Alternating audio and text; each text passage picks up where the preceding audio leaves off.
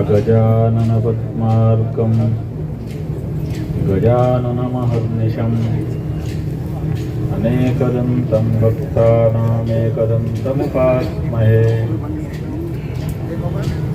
वागीशाद्यास्तु मनसः सर्वार्थानामुपक्रमे यं नत्वा कृतकृत्याः स्युः तन्नमामि गजाननम्। कञ्जासनादिसुरभिन्दलसत्किरीटकोटिप्रघर्षणसमुज्ज्वलदङ्घ्रिपीठे त्वामेव यामि शरणं विगतान्यभावं दीनं विलोकय दयार्द्रविलोचनेन। श्रीराम जय राम जय जय राम। श्रीराम जय राम जय जय राम। श्रीराम जय राम जय जय राम। श्रीराम जय राम जय जय राम। धर्म की जय हो, अधर्म का नाश हो, प्राणियों में सद्भावना हो, विश्व का कल्याण हो, गो माता की जय हो। हर हर महादेव। परम सम्माननीय भगवान आदि शंकराचार्य जी के द्वारा मठामनाय महानुशासन में जिन 4 ब्रह्मचारियों का उल्लेख किया गया है, उन सभी चतुर्नामा ब्रह्मचारियों के अखाड़े के आचार्य महामंडलेश्वर ब्रह्मर्षि रामकृष्णानंद जी महाराज,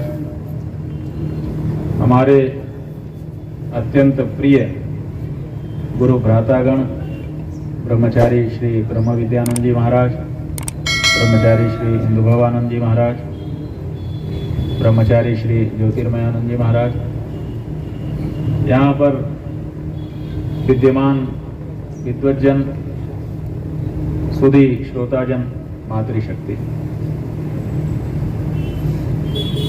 अच्छा उत्सव का दिन है, धन त्रयोदशी, भगवती लक्ष्मी की पूजा आराधना आज हो रही है। सायंकाल आप सब भी पूजन करेंगे और फिर दीपावली का महोत्सव आ रहा है। ऐसा कोई नहीं है जिसके मन में इस समय उत्साह और उल्लास ना हो। ऐसे उल्लास के अवसर पर जब हर घर साफ सुथरा होकर के सजा दिया गया है, तोरण हर घर के सामने बन चुकी है, ऐसे समय में आपने यहाँ पर भगवान परशुराम जी का दर्शन किया। परशुराम जी के बारे में आप जानते ही होंगे, इसीलिए तो उनकी मूर्ति की स्थापना यहाँ कर रहे हैं। हमको बताया गया हमारे प्रिय आशीष छाबड़ा जी के द्वारा यहाँ पर आते ही कि छत्तीसगढ़ में पहली मूर्ति ये प्रतिष्ठित यहाँ पर हो रही है। ये बहुत बड़ी बात है। इसका मतलब है कि छत्तीसगढ़ में भी अब ओज, तेज, वीर्य बढ़ रहा है। क्यों? जिस समय जैसी हमारी मानसिकता होती है, वैसे ही देवता की आराधना उपासना हम करते हैं। तो इसका मतलब अब छत्तीसगढ़ ओजस्वी और तेजस्वी हो रहा है। इसीलिए तो परशुराम जी यहाँ पर दिखाई दे रहे हैं।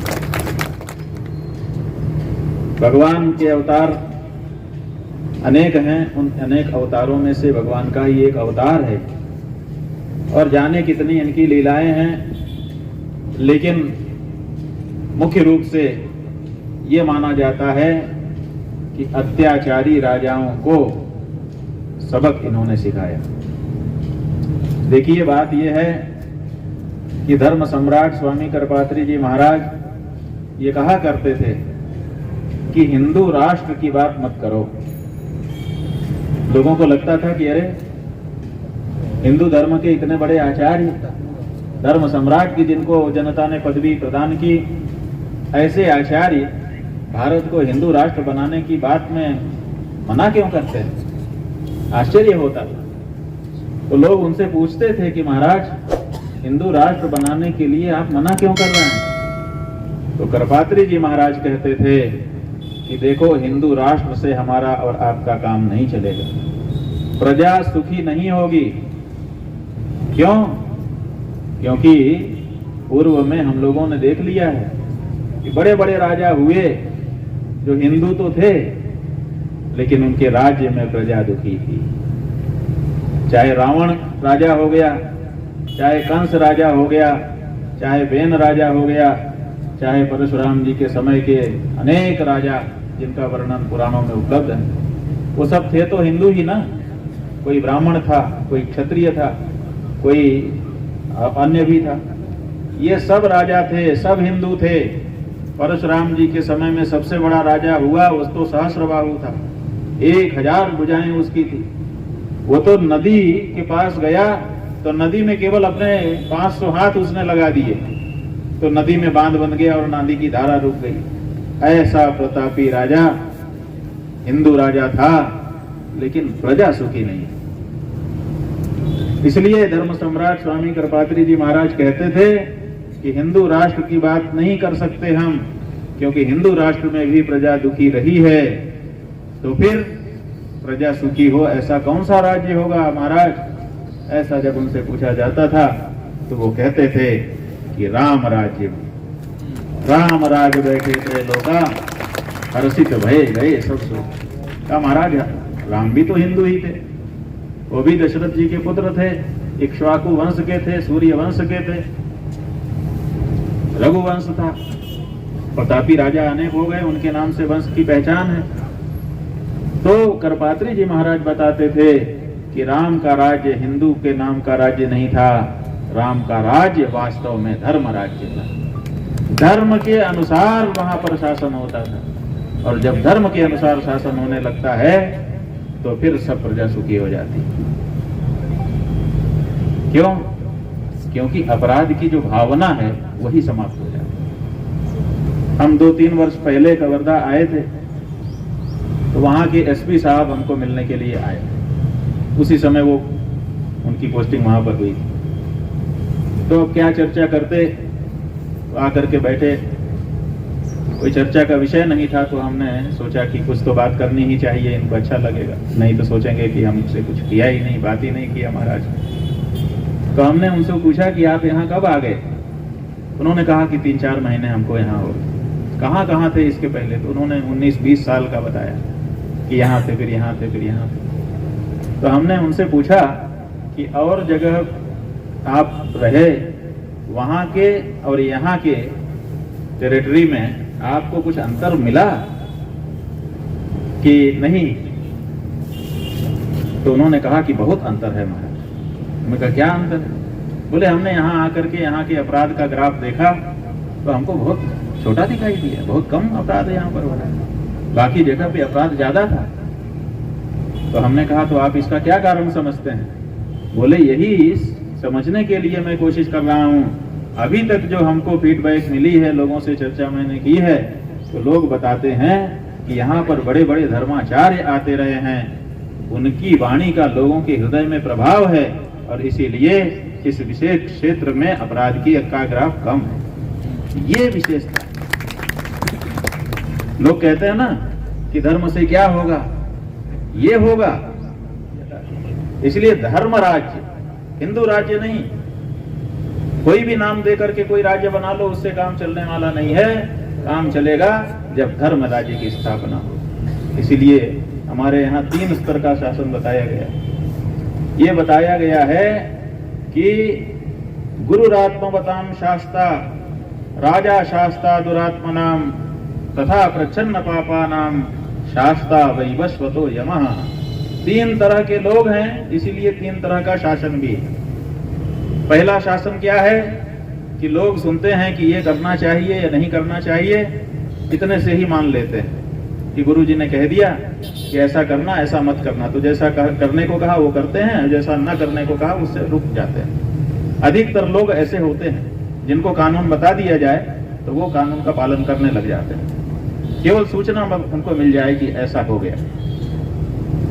अधिकतर 80% से ज्यादा लोग ऐसे ही हैं जिनको कानून का पता हो तो फिर वो उसी अनुसार करने लग जाते हैं। एक बार खड़े होकर के माइक में बोल दो तो पालन होने लगता है। अब वो जो 20% बचे हुए हैं उनमें से कुछ लोग होते हैं वो सोचते हैं कि हम गड़बड़ी करेंगे पता ही नहीं चलने देंगे। कुछ लोग दिखाव करके भी गड़बड़ी करते हैं। ये जो दो तरह के लोग हैं उनके लिए राजा शासक है और यमराज शासक है। राजा उनके लिए शासक है जिनकी गलती का पता चल जाता है तो FIR हो जाती है, फिर पुलिस पकड़ के ले जाती है, फिर न्याय अधिकारी के सामने प्रस्तुत करके दंडित किया जाता है और कोशिश की जाती है कि भविष्य में ऐसा ये ना करे। और जो लोग सोचते हैं कि हम तो छिपा के गड़बड़ी कर लेंगे कोई पता ही नहीं चलेगा तो उनके लिए यमराज हैं। उन्होंने यहाँ कैमरे फिट कर रखे हैं, चित्रगुप्त माने गुप्त चित्र, जैसे वो कौन सा करते हैं आजकल छिप करके, CCTV कैमरा लगा रहता है। आप जो कुछ करते हो सब उसमें जैसे रिकॉर्ड हो जाता है। ऐसे ही यमराज ने 13 श्रीमद् भागवत में वर्णन किया गया है, अब उसमें जाएंगे तो देर हो जाएगी। 13 कैमरे हर व्यक्ति के लिए फिट कर रखे हैं। हर एंगल से आपका एक चित्र उतर रहा है और उसको मिला करके जैसे ही यमराज के दरबार में जाता है व्यक्ति, यमराज पूछते हैं क्यों तुमने ये गड़बड़ी की, तो उसको हाँ ही बोलना पड़ता है, क्योंकि ना बोल दे तो तुरंत वो प्ले कर देते हैं कि देखो अब इनकार करो तो फिर चुप जाना पड़ता है। कोई बच नहीं सकता गड़बड़ी करके। बस ये है कि पहली डहरी लाग सकते हो, दूसरी में पकड़े जाओगे, दूसरी भी अगर लांग गए तो तीसरी में तो पकड़े जाना तय है। इसलिए गड़बड़ी करने वालों सावधान। धर्म का क्षेत्र बहुत व्यापक है, सूक्ष्म से सूक्ष्म है। आप इतना स्थूल उसको मत समझिए कि हम किसी की नजर से बचा लेंगे तो बच जाएंगे। जो कुछ कर्म आप कर रहे हैं ना भुक्तम क्षीयते कर्म, भोगे बिना वो समाप्त होगा नहीं। इसलिए संभल करके आचरण करो।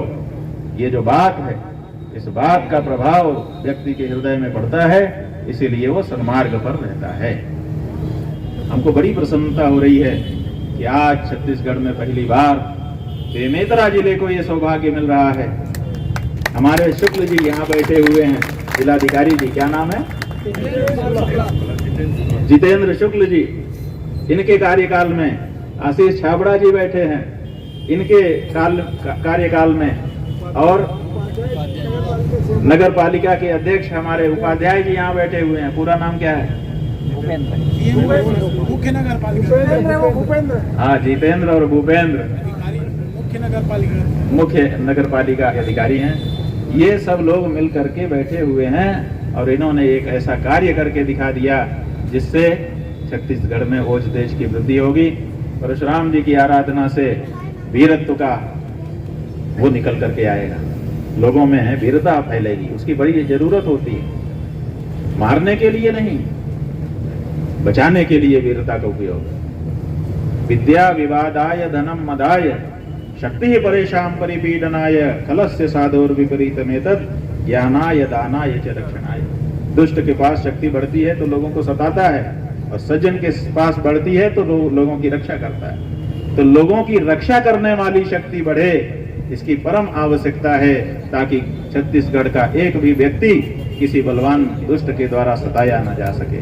इसलिए प्रेरणा मिलेगी हमको परशुराम जी की इस मूर्ति से। और एक बात समझ लीजिए कि परशुराम जी ऐसे देवता नहीं है जो अपनी लीला का संवरण करके चले गए हों। परशुराम जी आज भी जीवित हैं। अश्वत्थामा बलिर्व्यासो हनुमांश्च विभीषणः कृपः परशुरामश्च सप्तैते चिरजीविनः। 7 चिरजीवियों की जो गणना की गई है उसमें परशुराम जी अन्यतम हैं। आज भी वो जीवित हैं। और जो परशुराम कुंड है उत्तर क्षेत्र में, वहां पर आज भी साधकों को उनके दर्शन होते हैं। आसाम में परशुराम कुंड है, वहीं पर उनकी तपस्थली है, वहां पर लोग जाते हैं।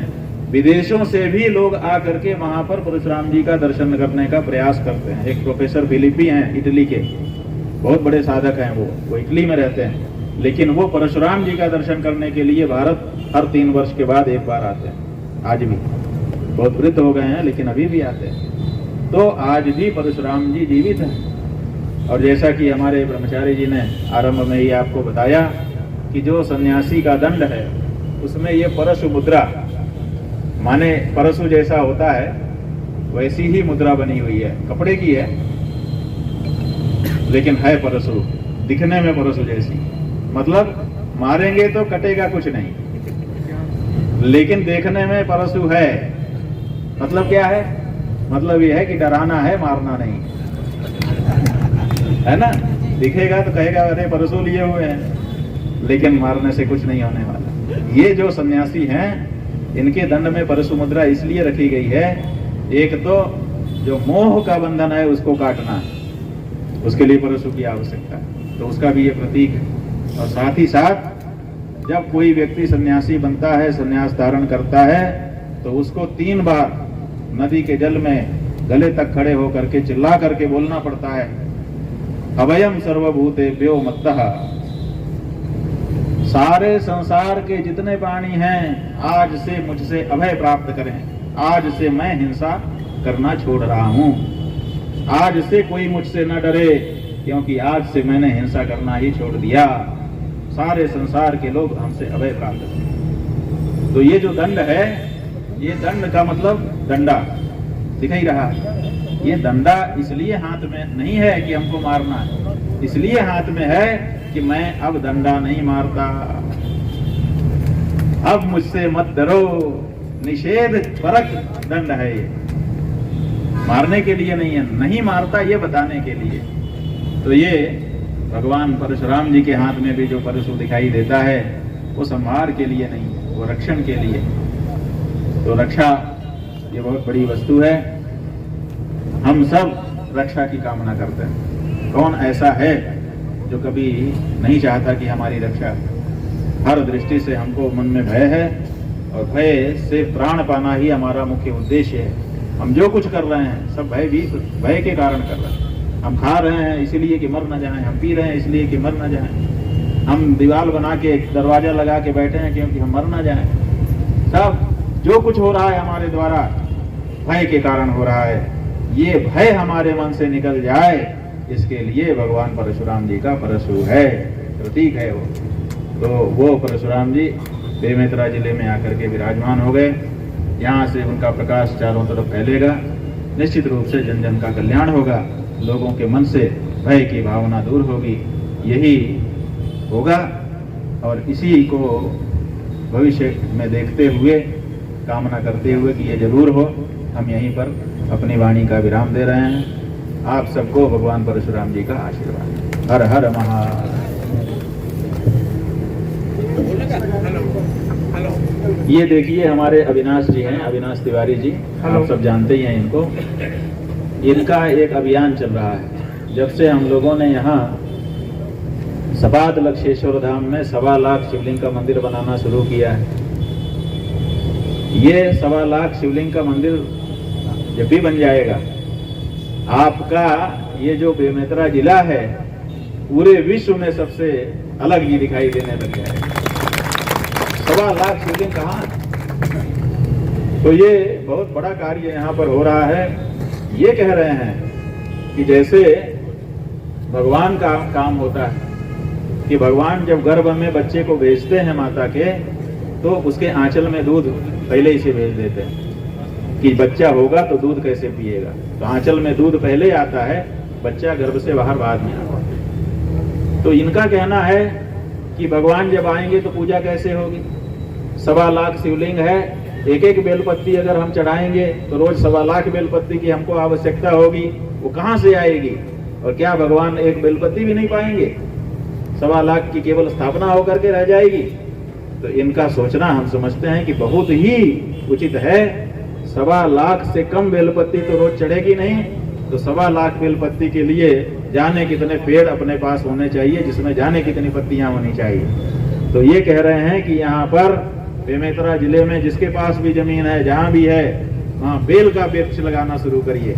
और जो मंदिर बन रहा है उसके आसपास तो सघन बिल्व वृक्षारोपण होना चाहिए, ताकि जब भगवान की प्रतिष्ठा हो तो बेल पत्ती की कम से कम कमी ना हो। त्रिदलम त्रिगुणाकारम त्रिनेत्रम च त्रयायुषम त्रिजन्म पाप संहारम बिल्वपत्रम शिवार्पणम। भगवान शिव की प्रतिष्ठा होने के बाद एक बिल्वपत्र जो चढ़ाता है 3 जन्म के पाप उसके समाप्त हो जाते हैं। तो बहुत बड़ा फल भी है और अभी मौका है, आप लगा देंगे तो आपके घर में बिल्वपत्र बहुतायत में हो जाएगा। तो अविनाश तिवारी जी की ये जो अपील है इसको हम दोहरा रहे हैं, आप लोग इसका पालन करिए। जिसके पास खाली जमीन पड़ी हो बिल्व वृक्ष जरूर लगा दीजिए। अगर चढ़ाने के लिए इच्छा ना हो तो कमाने के लिए लगा दीजिए, क्योंकि बहुत से लोग आएंगे वो घर से तो लेके आएंगे नहीं बेल का पत्ता, तो यहीं से खरीदेंगे। तो कम से कम आपके यहाँ से बेलपत्ती चली जाए तो आपकी आजीविका भी बढ़ेगी, और आपके यहाँ से जाएगा तो कितना भी खरीद के पैसा कोई दे दे, जिसने उगाया है उसका भी कुछ पुण्य तो रह ही जाता है। तो आप माने धन और धर्म दोनों कमाने का मौका आपके सामने है, इसलिए ये काम जरूर करिए। हर हर महादेव। आशीष भाई धन्यवाद। हेलो, बेमेतरा विधायक माननीय आशीष